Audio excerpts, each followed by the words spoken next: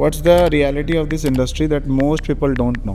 मैं बोलूँगा ना ही जानिए तो अच्छा है। आपके आटे में कीड़े लगना इज़ नॉट बैड। वो आपको एक चीज़ इंडिकेट करता है कि आपका आटा बहुत शुद्ध है, क्योंकि इसमें कुछ नहीं मिला गया। The mission of the company was कि हम एक हेल्दी फॉर्मेट फूड लेके आए। एवरी डीलर, डिस्ट्रीब्यूटर, फार्मर के पास एक टर्म होता है इंडस्ट्री स्पेसिफिक, उसको बोलते हैं milk quality. Hi everyone, my name is Abhishek.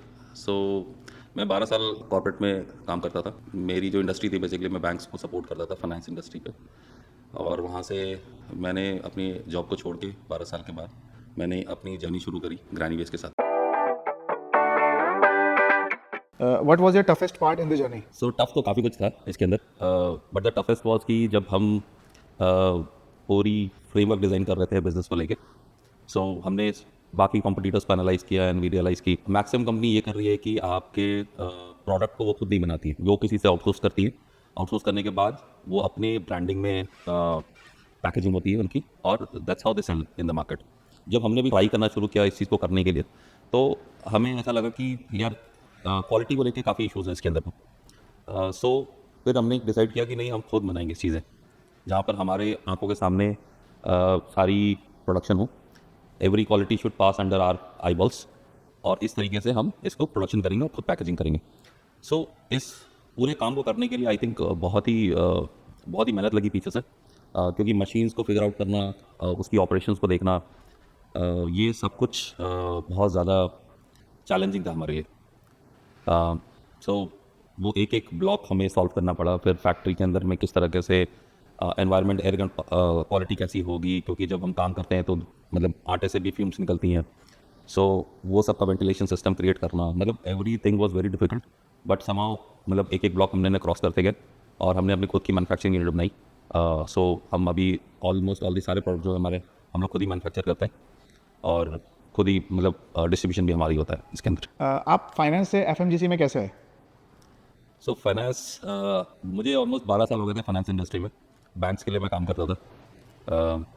FMCG ऐसा कुछ प्लान नहीं था आने का, बट एक चीज़ कॉमन थी जो मुझे जोड़ती थी इस इंडस्ट्री से, विच वॉज कुकिंग। सो मुझे कुकिंग में काफ़ी इंटरेस्ट था। सो वहाँ से मुझे मतलब इंग्रेडिएंट्स के बारे में और बाकी जितने भी प्रोडक्ट्स हैं, मतलब इनफैक्ट कोल्ड प्रेस ऑयल्स हो गया, या इवन मैं स्पेशली चक्की जाता था, लोकल चक्की, वहाँ से आटा पिसवा के लाता था। सो ये सारी चीज़ फैक्टर्स थे जो हमेशा मुझे मतलब एक पुश करता था कि मतलब एक अच्छा खाना खाना है मुझे। एंड इसका मतलब बहुत ही, मैं एक एग्जांपल देना चाहूँगा। जैसे हमारे जितने भी एंसेस्टर्स हैं इस पॉइंट ऑफ टाइम पे, मेरे इनफैक्ट ससुर जी जो हैं, उनके फादर अभी भी जिंदा है। So he is about 99 years old. And ये मेरे साथ एग्जांपल नहीं है, मतलब there are many families even in my friend circle पे और मेरे और भी सर्कल पे जो है रिलेशनशिप में। सो वहाँ पे भी बहुत ऐसे एग्जांपल्स आपको देखने के, इवन आप अपने परिवार में भी देखिएगा तो कोई ना कोई होगा जो मतलब काफ़ी लंबे तक, मतलब even they have cross 100 years, right. उसका ये एक ही रूट रीज़न है इसके अंदर, बिकॉज उन्होंने खाना जो खाया है अपने जीवन में, ऑफकोर्स मतलब बहुत इंडस्ट्रियलाइजेशन हो चुकी है मार्केट पे, हमें बहुत आलसी बना दिया गया कॉर्पोरेट्स ने, बट उनकी मेहनत ज़्यादा थी। बट एक चीज़ और कॉमन थी इसके अंदर कि आज वो खाना बहुत शुद्ध खाते थे। खाने में दवाइयाँ और ये सब जो पेस्टिसाइड्स के बारे में बात होती है, ऐसा नहीं है कि ये बहुत मतलब रिसेंट चीज़ें हैं, ये पहले भी होती थी, but at the same time but उसमें कोई मिलावट नहीं होती थी। नेचुरल प्रोसेस यूज़ होते थे, मतलब नीम के पत्ती यूज़ होते थे पेस्टिसाइड्स की जगह पर। बट खाना जो होता था मतलब आफ्टर प्रोसेसिंग उसके अंदर और कुछ नहीं मिलाया जाता था। मैं एक एग्जांपल दूंगा आपको, जहाँ पे आपके आटे में कीड़े लगना इज़ नॉट बैड। वो आपको एक चीज़ इंडिकेट करता है कि आपका आटा बहुत शुद्ध है, अगर उसमें कीड़े लग रहे हैं तो, क्योंकि उसमें कुछ नहीं मिला गया है। आप उसको छान के भी खा सकते हैं, that is also good, but इसकी एक पुष्टि जरूर हो जाती है इससे कि आपके आटे में कोई प्रिजर्वेटिव और कुछ भी नहीं मिलाया गया उसके अंदर। So that is a good sign. उसको रोकने के लिए बहुत सारी चीज़ें हैं, जैसे एयर टाइट डब्बों पे उसको लॉक करके रखिए। मतलब इसका प्रोसेस होता है ऑक्सीडेशन से रिलेटेड है, कि जितना हवा लगती जाएगी आटे में और उससे उतना जल्दी उसमें इंसेक्ट्स डेवलप होने के चांसेस हो जाते हैं। तो आप उसको एयर टाइट और कूल जगह पर रखेंगे तो वो प्रोसेस बंद हो जाता है उसके अंदर, मतलब स्लो डाउन हो जाता है। तो ये एक नेचुरल प्रोसेस है। और मैं मतलब एंसेस्टर्स वाले टॉपिक पे आ रहा हूँ कि वो अच्छा खाते थे, और वही मोटिव था बेसिकली मेरा, कि मुझे एक ऐसा मतलब प्रोसेसिंग स्टाइल रखनी है जो उस टाइम से यूज़ हो रहा है। सो दैट्स वेयर कि ग्रैनीवेज यहाँ से निकला चीज़ें, कि हम जो मेरे दादी या एंसेस्टर्स जो यूज़ करते थे प्रोसेसिंग स्टाइल, तो इसीलिए ग्रैनीवेज, तो जितने भी हमारे प्रोडक्ट्स आएंगे इवन फ्यूचर भी जो आएंगे वो सारे उसी प्रोसेसिंग स्टाइल से रिलेटेड होंगे। अब रिसेंट एग्जांपल मैं बताता हूँ आपको, मतलब हमारे मसाले में भी हमने अभी बहुत रिसर्च करा कि हमें कौन सा मशीन यूज़ करना चाहिए, मतलब कैसे हम उसको एफिशिएंट बना सकते हैं। फिर मैं कर्नाटका गया था, फिर मुंबई साइड भी गया था चीज़ों के लिए, दिल्ली के स्टाइल को भी समझा मैंने। तो एक्चुअली हमने जब रियलाइज़ करा कि हमारी दिल्ली एनसीआर का जो रीजन है, नॉर्थ एंड थोड़ा सा यूपी साइड का, इसमें मसालों को लेके प्रोसेसिंग स्टाइल बहुत डिफरेंट है। और जब आप महाराष्ट्र और कर्नाटका के साइड जाते हो तो उनका स्ट्रक्चर बहुत कॉम्प्लेक्स हो जाता है। महाराष्ट्र जैसे फॉर एग्जांपल सांबर मसाला है, उसमें नहीं भी तो 40 मसाले पड़ते होंगे। अब उस 40 मसाले का कॉम्बिनेशन और उसका processing style is also very important for them. मैंने ये चीज़ देखा है, मतलब लोग लाइन में खड़े होकर वहाँ पे अपनी मसाले को पिसवाते हैं, ये कल्चर है, बट दिल्ली में ये कल्चर नहीं है। सो वहीं से हमने भी सोचा कि हमें वही स्टाइल को हमको यहाँ लेके आना है ग्राइंडिंग में, जहाँ पर हम उस प्रोसेस स्टाइल को, जो कूटने वाली सिस्टम थी पहले, जिसमें एक कोल्ड प्रेस ऑयल्स बोलते हैं जैसे, तो कोल्ड प्रेस मसाले हो गए ये एक तरीके से, जिसमें आपकी मतलब अरोमा वैसी रहती है, न्यूट्रेंट वैल्यू आपकी वैसी बनी रहती है उसके अंदर, और उसका स्वाद भी बहुत काफ़ी अच्छा आता है। सो जितने भी प्रोडक्ट्स ग्रानी बेस के अंदर हम लॉन्च किया है और आने वाले हैं, जैसे फॉर एग्जांपल कि हमने सबसे पहला जो प्रोडक्ट लॉन्च किया था वो व्हीट फ्लावर पे किया था। सो वो स्टोन ग्राउंडेड था, तो जो पहले यूज़ होता था अब भी वो यूज़ होता है। तो हमने उसी को रेप्लिकेट किया है, उसके अंदर कुछ मॉडिफिकेशंस की है, जहाँ पर हम थोड़ा सा उसको टेम्परेचर मॉनिटर भी करते हैं, सो दैट उसके न्यूट्रिएंट्स इंटैक्ट रहे उसके अंदर में। सिमिलरली फॉर योर, हमने अभी रिसेंटली स्पाइस लॉन्च करा। स्पाइस के अंदर में हमने कूटने वाली मशीन लगाई थी रैदर देन पीसने वाली मशीन से। इसमें हमारी मतलब वेस्टेज भी ज़्यादा होती है, लेकिन इसमें quality of product is very good. मैंने पर्सनली यूज़ करा हुआ है और मुझे तो काफ़ी पसंद आती है, और हमने मतलब इवन कस्टमर्स जितने भी ले चुके हैं उनको भी बहुत अच्छा लग रहा है। And similarly for oil also, वो कोल्ड प्रेस ऑयल होता है, मतलब वो लकड़ी के बीच में दोनों को दबा के फिर निकाला जाता है उसका तेल, जिससे हीट जनरेट नहीं होता है। वैसे तो मतलब कोल्ड प्रेस के नाम पे काफ़ी कुछ चलता है मार्केट के अंदर, उसके मतलब स्टील रोलर भी चलते हैं कोल्ड प्रेस के नाम पे, वो धीरे घूमता है, but that is not actually the कोलू स्टाइल, जो एक्चुअली ग्रैनी वेज स्टाइल जो होना चाहिए। तो वो होगा तो वुड प्रेस ही हो। तो मतलब कॉन्सेप्ट वही है कोलू वाला, जहाँ पे जानवर को यूज़ किया जाता था, बट जो बैल घूमता था गोल बीच में तेल निकलता था, लेकिन अब वो जानवर को ना यूज़ करके अब वो मोटराइज वर्जन है, बट प्रोसेस सेम। तो इसीलिए मतलब ये सारे प्रोडक्ट जितने भी आ रहे हैं या लॉन्च करेंगे हम, वो सब हमारे थीम से रिलेटेड ही हो। Let's get honest. What's the reality of this industry that most people don't know? So reality ऐसी है, मतलब मैं बोलूँगा ना ही जरिए तो अच्छा है, बट जस्ट एक चीज़ बताने के लिए कि मतलब इस इंडस्ट्री पे ना एक प्राइस का बहुत बड़ा गेम चलता है। सो उस प्राइस को मेंटेन करने के लिए बहुत कुछ जरूरत होती है पीछे। मैं फाइनेंस बैकग्राउंड से था, मुझे एफएमसीजी का कोई आइडिया नहीं था। सो मैं एक कस्टमर के पॉइंट ऑफ व्यू से, मतलब हमेशा एक यूज़र के पर्सपेक्टिव से मैंने मार्केट को देखा था। लेकिन जब मैंने ग्राउंड लेवल पे, जैसे मैं एमपी गया था, मध्य प्रदेश गया था, हमें वीट की प्रोक्योरमेंट करनी थी, वहाँ से हमें मसाले लेने थे। मैं दिल्ली के मार्केट में घूमा था काफ़ी, और जब सरसों लेना था तो हम और भी राजस्थान एरिया में भी घूम रहे थे, कर्नाटका भी गए थे। तो एक चीज़ बहुत चीज़ कॉमन आई उसके अंदर की, एवरी डीलर डिस्ट्रीब्यूटर फार्मर के पास एक एक टर्म होता है इंडस्ट्री स्पेसिफिक, उसको बोलते हैं milk quality. So milk quality जब मैं सुन रहा था, मुझे पता नहीं था कि होता क्या एक्चुअली मिल्क क्वालिटी। तो जब बातें हुई तो पता चला कि अच्छा, जो सबसे मतलब जो last version of the product होता है, जो सबसे सस्ता मिलता है ग्रेन्स, वो मिल्क क्वालिटी हो जाती है, बन जाती है। जो मिक्स ग्रेन बच जाते हैं या, और वो काफ़ी सस्ता होता है। And most of the companies look for that milk quality, so that हम प्राइस को नीचे कैसे कर सकते हैं। आपको प्रीमियम क्वालिटी ऑफ ग्रेन्स नहीं मिल पाते हैं या रॉ मटेरियल्स नहीं मिल पाते हैं। तो depending on your market, like आप कौन सी मार्केट में जाना चाहते हैं। मैं ये नहीं बोलता कि वो ख़राब है मिल्क क्वालिटी, बट हाँ मतलब वो बहुत अच्छी क्वालिटी का नहीं है वो। अब उसको अच्छी क्वालिटी करने के लिए बहुत कुछ किया जाता है पीछे से, बट अब उसमें नहीं जाते हैं। बट हमारा जो कॉन्सेप्ट था कि जो रियलिटी है इसके अंदर, एक तो वीट में मैंने ये फिगर आउट किया था। तो हम खुद एमपी से लेते हैं, किसानों के थ्रू बाइंग करते हैं, तो हमें पता होता है कि मतलब किस क्वालिटी ऑफ ग्रेन्स आ रही है हमारे पास। तो वो हमारे क्वालिटी चेक्स है, and we don't never go for milk quality thing. Second part इसकी, जब हम मसाले में उतर थे, मसाले में जब हम इस चीज़ की रिसर्च कर रहे थे कि कहाँ से हमें मटेरियल लेना है, और मंडियों में जब हम चक्कर काट रहे थे, तो अब एक छोटा एग्जांपल देता हूँ मिर्च का आपको। मिर्च में क्या होता है कि मिर्च में आप जाओगे ख़रीदने के लिए, आपके पास नहीं भी तो 100 का वैरायटी ऑफ मिर्च होती है। अब आपको कौन से लेना है वो डिपेंड करता है, सबके प्राइसेस अलग हैं इसके अंदर, और प्राइसेस बहुत डिफरेंट तरीके से निकाले जाते हैं इसके अंदर, जिसमें कि कलर कैसा है मिर्च का, कितना ड्राइड है मिर्च, सूखा है कि नहीं सूखा है, लंबा कितना है मिर्च, ठीक है। और डिपेंडिंग ऑन कि मतलब किस रीजन से आया है वो मिर्च। गुंटूर का है तो आपका महंगा होगा, बेदगी है तो वो अलग कॉस्टिंग होगी, कश्मीरी है तो उसका अलग प्राइस होगा। तो वो सब बहुत चीज़ इंपॉर्टेंट है इसके अंदर। एक्चुअली जब हमने प्रोसेसिंग करना शुरू करा मिर्च को, तो क्वालिटी के अंदर में ये फिगर आउट की कि और भी कुछ कुछ चीज़ें वहाँ मिल रही थी, जैसे मिर्च के बीज मिल रहे थे वहाँ पे। वो मुझे समझ में नहीं आया कि क्यों मिल रहे थे। फिर बाद में जब और भी मार्केट में बात हुई, और जब मैंने सब फर्स्ट टाइम प्रोसेसिंग की मिर्च की, तो हमने देखा कि ये जो ऊपर के जो फ्लेक्स होते हैं वो लाइट मटेरियल होता है, और जो बीज होते हैं वो हैवी मटेरियल होता है।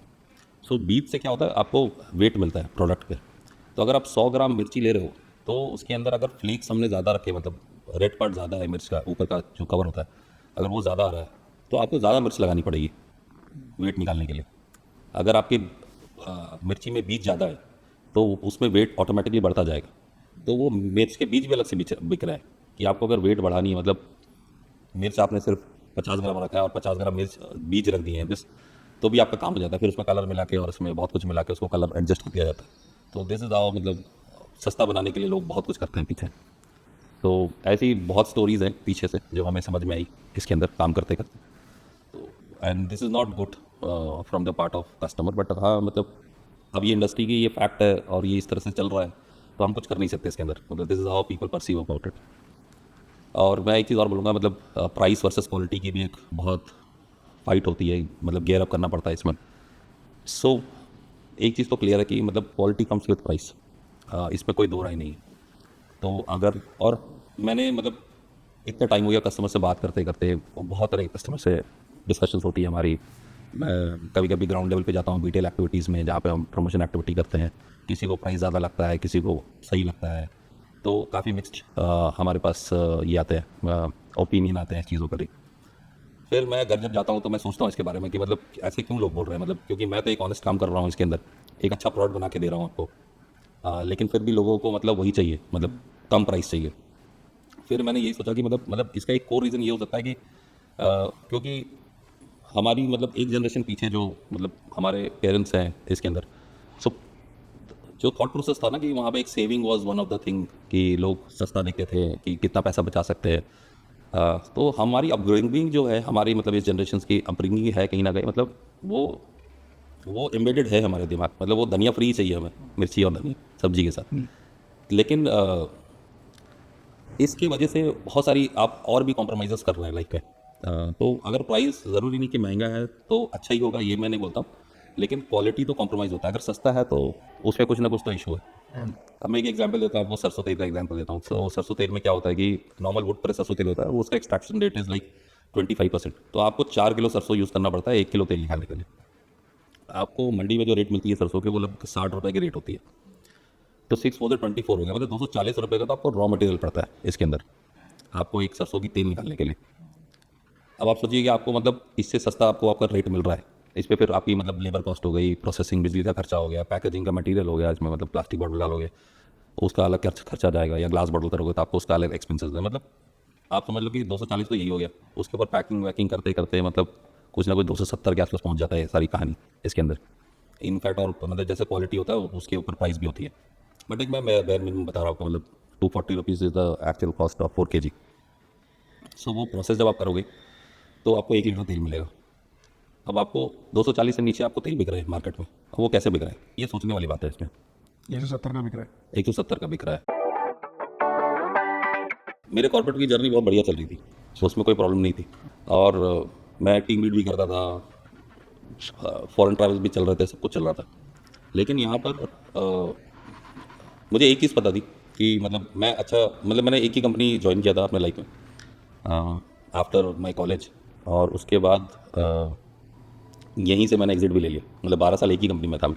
अब इसके पीछे ना बहुत सारे रीजंस होते हैं कि मैं क्यों नहीं छोड़ रहा था कंपनी, या ऐसा नहीं था कि मैंने बहुत लोग स्विच कर लेते हैं कंपनीज़ को, लेकिन यहाँ पर मैंने स्विच नहीं करा था क्योंकि मेरी ग्रोथ बहुत अच्छी चल रही थी, मेरी लर्निंग भी अच्छी चल रही थी इसके अंदर। और मुझे एक चीज़ पता, मैंने अपने आप में एक सेल्फ रियलाइजेशन किया था पूरे जर्नी में 12 साल पे, कि जब मैं कोई भी प्रोजेक्ट या कुछ भी काम लेता हूँ तो मतलब if people are appreciating about my project कि मैं अच्छा काम कर रहा हूँ उसके अंदर, तो वो मेरे को बहुत अच्छा बूस्ट करता था, कि मुझे सेल्फ कॉन्फिडेंस देता था कि अच्छा मैं कर सकता हूँ चीज़ों को। तो ये बहुत ज़रूरी था मतलब इसको स्टार्ट करने से पहले। तो 12 साल पे एटलीस्ट ये मेरे अंदर एम्बेड हो गया था कि मैं अगर प्रोजेक्ट लेता हूँ कुछ भी, या अपना ही काम करता हूँ चीज़ों के लिए, तो मैं उसको बहुत अच्छे तरीके से कर सकता हूँ। तो दैट वाज द रीज़न कि जहाँ मैं अपने स्किल सेट को ट्राई करना चाहता था, एक अपने पैशनेट फॉर्मेट पे कि मतलब जो मुझे अच्छा लगता है काम करने में, मैं उस पे ड्राइव होकर मैं कोई चीज़ चालू करना चाहता था। और तब मैंने ये ग्रैन्यूल्स को शुरू किया था, क्योंकि समाओ मतलब everything was falling at the right places. जब मैं ये डिसाइड कर रहा था फैमिली की, मतलब सब कुछ सही चल रहा था कि मैं एक रिस्क ले सकता था इस पॉइंट ऑफ टाइम पे, तब मैंने ये स्टार्ट किया। अब मैं मिलता भी हूँ मतलब काफ़ी लोग से, मतलब अपने कलीग से जो अभी स्टिल काम कर रहे हैं, तो मतलब वो अप्रिशिएट करते हैं कि यार तुमने बहुत गट्स दिखा दिया चालू करके। मतलब एक एक्स अमाउंट सैलरी क्रेडिट नहीं होती है, तब पता चलता है यार कि क्या हो रहा है आपके जीवन में। उस डर से लोग मतलब अपने को स्टार्ट नहीं कर सकते। बट मेरी मतलब बचपन से ही मैं थोड़ा सा वैसा थोड़ा सा खुरपाती था, तो मतलब कि थोड़ा सा रिस्क ले लेता था चीज़ों में। तो इसीलिए मैंने सोचा यार ये वर्थ है इस पॉइंट ऑफ टाइम पर ट्राई करने के लिए, तो मैंने इसको चालू करा। और इस तरीके से मतलब मेरी स्टोरी बढ़ी आगे। इसके पीछे ना बहुत एक स्टोरी है जो मैं आपको बताना चाहता हूँ। जब हमने ग्रैनीवेज को फॉर्मेशन चल रही थी, तो हमने सोचा था कि हमारा पहला प्रोडक्ट क्या होगा। और इस पे भी और इसी से हमारी लोगो भी बनती है। तो ग्रैनीवेज का लोगो जो है उसकी भी बहुत खूबसूरत स्टोरी है, तो वो भी कभी कवर करेंगे। बट आटा लेने का एक रीज़न बहुत था हमारा कि हमने सोचा था कि मतलब the mission of the company was कि हम एक हेल्दी फॉर्मेट फूड लेके आए। जैसे मैंने ओल्ड एज का एग्जांपल दिया था कि मतलब हमारे एंसेस्टर्स इतना मतलब लंबा कैसे रहे और वो हेल्दी भी हैं वो लोग इस पॉइंट ऑफ टाइम पे। तो और उसका वही मेन रीज़न था कि मतलब जो आप फूड इनटेक कर रहे हो, मतलब उस पर कोई प्रिजर्वेटिव ना मिला हो, मतलब एकदम प्योर फॉर्म में आपके पास जा रहा हो। तो वही एक विजन है इस कंपनी की। सो आटा लेने का एक रीज़न सबसे बड़ा था कि जब मैं एक प्रोपोर्शन साइज़ देखता हूँ किसी भी मतलब डाइट का, मतलब कोई एक पर्सन अगर खाना खाता है, सो लगभग वो, अगर मैं मान के चलूँ कि मतलब उसमें रोटी का कॉम्पोजिशन सबसे ज़्यादा होता है। आपके मतलब दाल हो गए, सब्जियाँ हो गई, साथ में और भी कुछ आपने यूज़ कर लिया, और साथ में रोटी आप खाते हो। तो अगर मैं उसका मतलब एक पाई चार्ट बनाऊँ तो एक प्रोपोर्शन बनता है हर पार्ट का। तो हमारे पूरे लाइफ में मतलब ये रोटी का बहुत इंपॉर्टेंट रोल है। आजकल लोग प्रोटीन पाउडर खा रहे हैं और बहुत चीज़ें ले रहे हैं, अलग से सप्लीमेंट ले रहे हैं। लेकिन मतलब वो कहावत है ना, small change can create a big impact. So अगर हमारे रोटी पे ही वो पौष्टिक और जो नेसेसरी न्यूट्रिएंट चाहिए हमको, वो अगर मिल जाते हैं, क्योंकि नॉर्मल एक वीट में 12% के आसपास प्रोटीन होता है, मतलब 100 ग्राम में 12% आपको प्रोटीन मिलता है। तो अगर वो इंटैक्ट है आपके, और जो आपके एंटीऑक्सीडेंट हो गए और भी चीज़ें होती हैं उसके अंदर जो आपको मिल जाती हैं, तो अगर वो हम मेंटेन करके चलें तो आपको काफ़ी फ़ायदा होता है।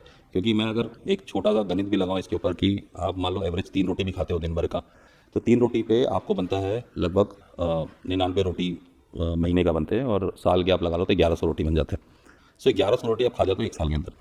अगर इसके अंदर आपको पोषण मिले इस रोटी के अंदर, जो आप नेचुरली आप यूज़ मतलब खाते हो, मतलब अ, तो आपको काफ़ी फ़ायदा होगा इसमें। तो इसीलिए जो पहला प्रोडक्ट था हमने चूज़ करा था, वो सबसे ज़्यादा क्वांटिटी जो खाते हैं उस पे चूज़ करा था हमने कि भाई हमें व्हीट प्रोडक्ट लेके आनी है। उसके बाद धीरे धीरे और भी प्रोडक्ट, जैसे मसाले हो गए और तेल हो गया। तेल वॉज द नेक्स्ट कंपोनेंट जो जिसमें न्यूट्रेंट काफ़ी होते हैं। तो इसीलिए हमने वैसे ही वर्कआउट करा था फॉर्मेट पे एक एक करके। हम और भी प्रोडक्ट्स अभी मतलब काम करेंगे जिसके अंदर कि आपको एक, जैसे आजकल लोग बहुत प्री डायबिटिक होते जा रहे हैं, कंडीशंस हैं जो कॉर्पोरेट में काम करते हैं, तो और डायबिटिक भी हो गए हैं इनफैक्ट बहुत लोग। तो उसके लिए भी काफ़ी कुछ हम लोग पीछे से मेहनत कर रहे हैं कि जहाँ पे आपको मतलब खपली आटा हो गया, चाहे सूजी हो गया, खपली सूजी हो गया, उस पर भी हम अभी अभी करंटली हम उस पर काम कर रहे हैं, खपली सूजी पे। एंड मैंने पर्सनली ट्राई करा था, वो काफ़ी अच्छा बनता है। सूजी मतलब गेहूं का जो इनर वाइट पोर्शन होता है ना, उसके ही छोटे छोटे ग्रैन्यूल्स होते हैं, वो जल्दी कुक हो जाते हैं बेसिकली। लेकिन जो एक दलिया और एक सूजी का डिफरेंस होता है ना, कि दलिया थोड़ा सा हार्ड होता है और सूजी थोड़ा सा सॉफ्ट होता है, नरम होता है, जल्दी पक जाती है। तो उसी फॉर्मेट में कि आपको जल्दी कुक कर सकें, मतलब आपको सीटी लगाने की ज़रूरत नहीं है चीज़ों में, बस वेजिटेबल सॉटे किया और पानी डाला और उसमें आपने हमारा सूजी डाल दिया, तो वो एक हेल्दी आपके लिए फाइबरस मील रेडी हो गया मॉर्निंग के लिए। सो दाल में भी ऐसा होता है कि आजकल आप सुन रहे हो पॉलिश्ड दाल मिलते हैं, तो अब लोग प्रेफर कर रहे हैं अनपॉलिश दाल खाना। सो अगर आप गांव में जाओगे ना, तो वहाँ पे कोई कॉन्सेप्ट ही नहीं होता है मतलब पॉलिश दाल का। वो जब खेत से निकलता है तो उसके ऊपर एक ब्लैक कलर का, मतलब अगर मैं दाल की बात करूँ, तूर दाल खाते हैं, तूर दाल की बात करूँ तो तूर दाल एक ब्लैक कलर का इसमें एक लेयर होता है। वो घर पे क्या करते हैं, वो जो जो जिससे आटा पीसते हैं, चक्की जो बोलते हैं घर पे जो चलाते हैं, उसी पे उस दाल को रख के 2 टुकड़े कर दिए जाते हैं और उसका दाल बनाया जाता है, सिंपल। उसमें काले काले छिलके भी आते हैं आपको दाल के साथ। आप सच मानिए उससे ज़्यादा फायदेमंद कोई दाल नहीं है, क्योंकि ना वो पॉलिश्ड है, ना को कुछ उसमें हुआ है। पूरी इंडस्ट्री जो चल रही है बेसिकली इसके अंदर की, मतलब how the product is looking.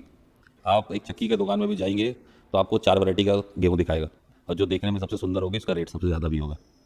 तो दिस इज़ आवर मतलब they capture the human mind कि अच्छा ये टमाटर लाल है तो अच्छे, आप सब्जी मार्केट में जाओगे तो लाल रंग का टमाटर पे लाइट लगा देते हैं सो दैट वो दिखे अच्छा, घर लेके आओगे तो पता चलेगा वो वैसे ही बेकार है। सो पूरी जो साइकोलॉजी होती है ह्यूमन माइंड्स की वो इसी तरह से काम करती है। मतलब अगर मैं आपको अच्छी चीज़ें दिखा रहा हूँ तो उसका अच्छा दाम लिखो, भले वो अच्छा हो चाहे ना हो, उससे कोई लेना देना नहीं है। सो आप अब मैं मतलब एक और हमारा प्रोडक्ट है जिसमें बेसन हम बनाते हैं। सो बेसन में क्या होता है कि हम काले चने को डायरेक्टली पीस देते हैं, उसमें छिलका भी आ जाता है। सो लेकिन जब आप उसका वो बनाओगे जैसे पकौड़े बनाओगे या कड़ी बनती है, तो उसमें जो बड़ी रहती है बेसिकली, तो वो क्या होगी आपके पीले की जगह थोड़े से काले काले नजर आएंगे, और लोगों को वो पसंद नहीं आता है क्योंकि वो काला दिख रहा है। स्वाद में कोई अंतर नहीं है, मतलब जबकि स्वाद ज़्यादा ही अच्छा होगा उससे, लेकिन लोगों को क्योंकि अपीयरेंस उसका सही नहीं आ रहा है तो इसलिए वो प्रेफर नहीं करना चाहते हैं। सो दिस इज़ ये बहुत बड़ा प्रॉब्लम स्टेटमेंट है, मतलब इस इंडस्ट्री पे जो हम जिस तरीके से चीज़ें देखते हैं। मैं अगर बताऊं कि गांव में मैं रहा हूं, मतलब कोई भी फल या कोई भी मतलब सब्जी की आप लगाओगे ना तो एक जैसा सब्जी कहीं नहीं मिलता है। कोई आड़ा टेढ़ा बैगन होगा, कोई टमाटर किसी और शेप का निकल जाएगा, ठीक है। आप अगर वही शेप वही घर पे उगा हुआ गाय के गोबर से बना हुआ, बिना उसमें कोई यूरिया मारे हुए ना दवाई डाला है, घर पे आंगन में आप लगा दो, एक शेप का निकलेगा ही नहीं, लेकिन वो बहुत हेल्दी होता है। लेकिन आप जब मार्केट में जाते हो आप वही छोड़ देते हो, आप उसको उठाते तक नहीं हो कि क्योंकि इसका शेप खराब है, क्योंकि टमाटर ऐसा दिख नहीं रहा है। हालांकि वो मतलब यही यही चीज़ लोग प्ले कर रहे हैं आज के डेट में मार्केट में, अच्छा चीज़ दिखाते हैं और उसका दाम लेते हैं चीज़ों के लिए, लेकिन आप ये नहीं समझते कि मतलब आपके लिए अच्छा क्या है। सो इवन विद दूध ऑल्सो, कि दूध में आप बोलते हैं कि मतलब 4% फैट मिलेगा आपको, रेगुलर मिलेगा। मतलब कोई गाय मतलब ऐसा नहीं होता साल भर की एक ही टाइप का दूध देती है, उसका दूध रोज़ चेंज होता है मौसम के हिसाब से। तो या तो आप उसमें कुछ मिला रहे हैं, बरसात के टाइम में उसका दूध और पतला हो जाता है, सर्दियों में थोड़ा गाढ़ा हो जाता है, या मतलब जैसा भी होता है। लेकिन बोलने का मतलब ये है कि इसके अंदर कि आपको कोई चीज़ इवन कभी नहीं मिलती है, चाहे वो सब्जियों में इवननेस नहीं मिलेगी और आपको कभी भी दूध में इवननेस नहीं मिलेगी। तो लोगों को जो आप दिखाते हो वो अलग, मतलब उसी तरह से लोग खरीदते भी हैं। मार्केट में ये प्रॉब्लम हो गई है। आप तो कितना मतलब अभी तो रील्स चलते रहते हैं कि तरबूज में लाल कर दिया, इंजेक्शन डाल दिया और ये डाल दिया, मतलब पूरी कहानी वही चल रही है पूरी इंडस्ट्री पर। जो इंडस्ट्रियल रेवोल्यूशन आए ना जिसके अंदर, जहाँ पर हमको आधुनिक वे में प्रोडक्शन करना था, मतलब 1 एकड़ ऑफ लैंड में आप कितना प्रोडक्शन कर सकते हैं, वो बहुत ज़्यादा मतलब फोकस्ड हो गया था। तो लोगों ने एक्चुअली क्या हुआ कि फूड इंडस्ट्री के अंदर में जो नेचुरल बीज थे, जैसे फॉर एग्जांपल कि टमाटर, हाइब्रिड टमाटर भी आते हैं और ये मतलब आपके ये भी आते हैं, मतलब देसी टमाटर भी आते हैं। तो उन दोनों में डिफरेंस क्या है कि बेसिकली उसका बीज को निकाल के और वही बीज को आप बो दीजिएगा तो आपका प्लांट निकल जाएगा उसमें से, और उसी में से वो देसी टमाटर होंगे। इसी बीज को लेके लैब में ले जाके उन्होंने जेनेटिकली मॉडिफाई कर दिया उसको, कि उस बीज में थोड़े से मतलब किसी और के साथ मिला दिया जो नेचुरल नहीं है, डीएनए उसकी चेंजेस कर दी उसकी। अब मुझे बहुत टेक्निकल उसकी वर्ड नहीं पता, बट उसको मतलब जेनेटिकली मॉडिफाइड, तो उसको मॉडिफाई कर दिया। जैसे कोरोना वायरस आया था उसने मतलब हम वो कुछ मॉडिफाई कर दिया था प्रोटीन लेवल पे और क्या क्या था। तो बेसिकली अब वो उसी बीज में मॉडिफिकेशन करके उसको, और वो फिर बीज डाल देते हैं उसका। तो उससे क्या होता है, ईल्ड बढ़ जाती है, मतलब जहाँ 4 टमाटर देगा वो 10 टमाटर देने लगेगा। तो इसे 1 एकड़ में प्रोडक्शन आपकी बढ़ गई। तो यहाँ पर जो देसी टमाटर और हाइब्रिड टमाटर का कॉन्सेप्ट है वो यही बात है, ये बहुत बल्क में होने लगेगा आपके लिए, इसीलिए वो सस्ता भी पड़ता है आपको। सो अभी तो एम यही है यार कि जब जब से हमने स्टार्ट करा है हमें काफ़ी अच्छा वैलिडेशन मिला है प्रोडक्ट को लेकर। लोग पसंद कर रहे हैं हमारा प्रोडक्ट। हमने सिर्फ अभी गुड़गांव रीजन पे ही इसको इनेबल किया था इस प्रोडक्ट को, बट अब हम पैन इंडिया जाना चाह रहे हैं और घरों तक पहुँचे अपने प्रोडक्ट्स को लेके।